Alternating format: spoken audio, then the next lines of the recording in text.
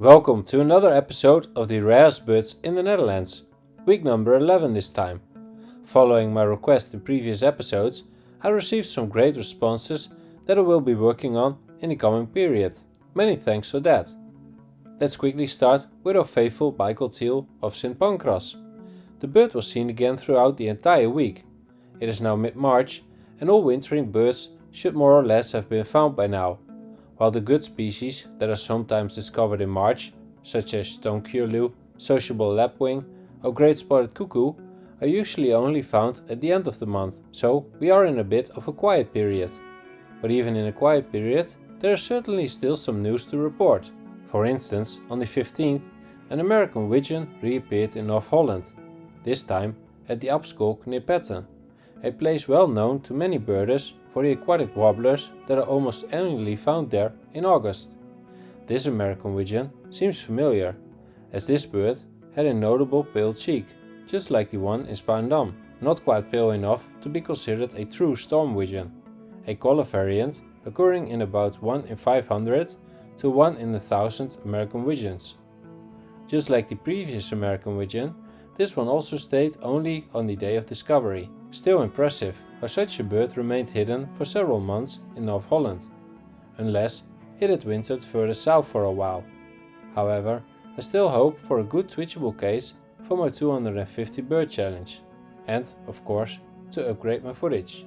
Unlike the American wigeon, the American green-winged teal of Zeeland remained in place throughout the week.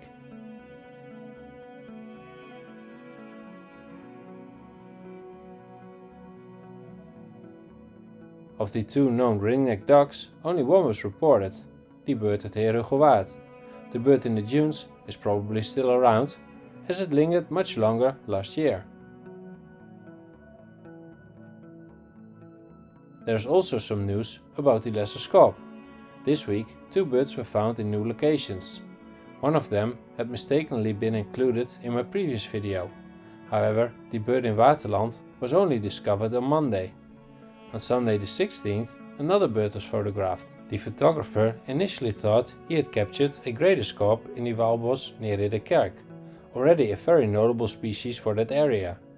Fortunately, the bird was still present the next day and was thus identified correctly. I am very curious to see how many cases of lesser scaup or rarities committee will accept from this past winter and how long it will take before a species loses its status as a submission species. On the morning of Saturday the 15th, birders on Texel may have been surprised when the spectacled eider was nowhere to be found. Later, this was logically explained when around 11 am the bird was seen flying along the northern edge of the island with some other eiders. For that observer, it must have been an incredible stroke of luck, as I wonder who would have believed him if he had reported a passing spectacled eider without prior sightings, were it not for the fact that he managed to photograph it.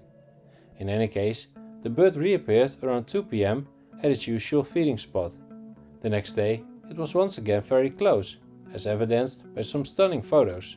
Even though the feeding spot of the Bufflehead in Almere is now known, it is still not an easy find.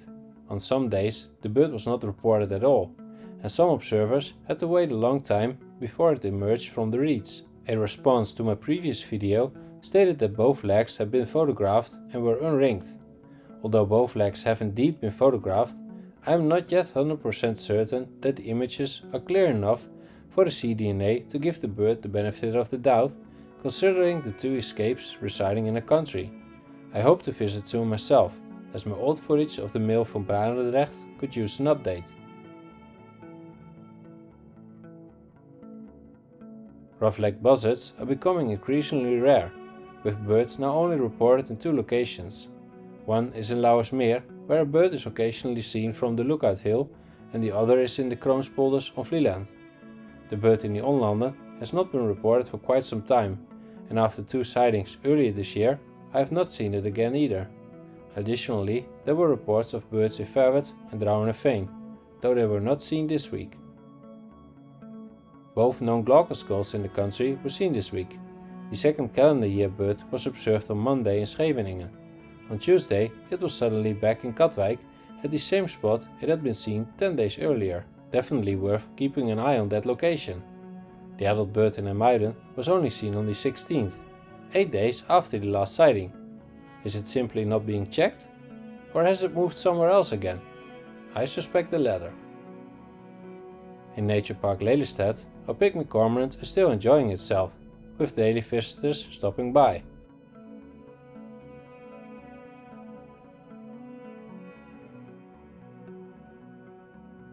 I'm still not done talking about Hume's leaf warbler yet this winter.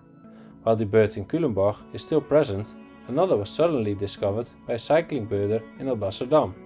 I cannot imagine that this bird remained under the radar for 4 months, suggesting some movement within the species this winter.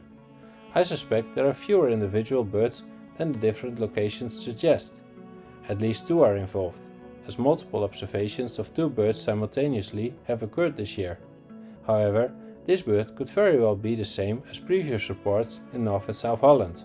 Perhaps only 1 individual was involved there, and the one in Culemborg could be the same as the one in Salland. In any case, get on your bike, you never know what you'll find. A new overwintering yellow-browed warbler also surfaced. I still consider mid-March to be within wintering range. While some might pity the discoverer for finding just a yellow-browed warbler, this was the same birder who earlier found the Hume's leaf warbler in Hendrikido Ambacht. So, not so unfortunate after all. Siberian chiffchaffs continue to pop up here and there. Notably, the bird in Zeist was heard singing occasionally this week, which is quite rare in the Netherlands. I am tempted to go see it myself, but a 2-hour drive each way feels a bit excessive. I hope a really good species turns up in South Holland soon, so I can combine that with seeing the Bufflehead. So keep searching in South Holland. And no, I don't mean something like a Rosy starling, despite a second calendar year bird suddenly being reported this week, somewhere in Schiedam. Emphasis on somewhere, as the observer chose to not disclose the exact location, resulting in an incorrect marker being placed. Last week, there were already some uncertain reports of a hooded crow around The Hague. This week, a definite hooded crow was photographed in Scheveningen. It seems to be back. Initially, I thought the Hague bird was the same as the one from Kwadehoek, but this week birds were reported at both locations simultaneously. I doubt the Hague Scheveningen bird is a new arrival.